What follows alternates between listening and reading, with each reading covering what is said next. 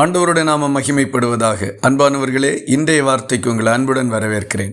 இன்றைய தியானத்துக்காக எபேசியருக்கு எழுதின நிருபம் 4வது அதிகாரம் 32வது வசனத்தை வாசிக்க கேட்போம். ஒருவருக்கொருவர் தயவாயும் மன உருக்கமாயும் இருந்து கிறிஸ்துவுக்குள் தேவன் உங்களுக்கு மன்னித்தது போல நீங்களும் ஒருவருக்கொருவர் மன்னியுங்கள்.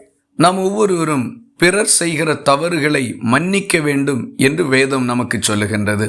அநேக நேரங்களிலே மன்னிக்க முடியாத ஒரு மனநிலைதான் நம்மிடத்தில் காணப்படுகின்றது.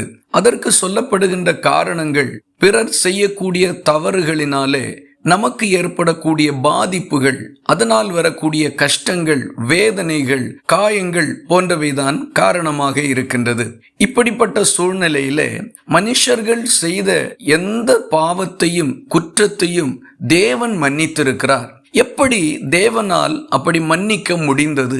கர்த்தருக்கு விரோதமாக செய்த பாவங்கள் தேவனை கோபப்படுத்தினது. இப்படிப்பட்ட மிக கொடிய பாவங்களையும் குற்றங்களையும் கூட தேவன் மன்னித்திருக்கிறாரே, எப்படி தேவனால் முடிந்தது என்பதற்கு இந்த வசனம் நமக்கு விளக்கம் கொடுக்கின்றது.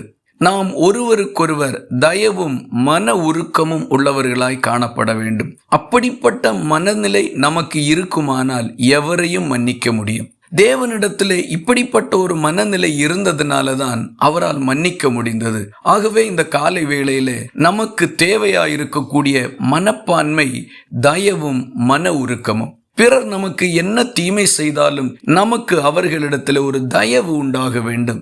ஆங்கிலத்திலே கைண்ட் என்கிற வார்த்தை பயன்படுத்தப்பட்டிருக்கிறது. கைண்ட் என்றால் இரக்கம் என்பது பொருள். நாம் பிறரிடத்திலே இரக்க குணம் உள்ளவர்களாகவும் மனதுருக்கம் உள்ளவர்களாகவும் காணப்பட்டால் அவர்கள் செய்த எந்த தவறையும் குற்றத்தையும் நாம் மன்னிக்கிறதற்கு முடியும். ஆகவே மன்னிக்க முடியாததற்கு காரணம் நம்மிடத்திலே தயவும் மனதுருக்கமும் இல்லாததுதான். இதை இன்னொரு வகையிலே சொல்ல வேண்டுமானால் நம்மிடத்திலே கடின இருதயம் இருக்கின்றது. நம்முடைய இருதயத்திலே ஒரு மிருதுவான தன்மை தேவைப்படுகின்றது. தேவன் மனுஷர்களுக்கு மன்னித்தது போல நாமும் ஒருவருக்கொருவர் மன்னிக்க இந்த நல்ல சுபாவங்களை கர்த்தர் நமக்கு தருவாராக.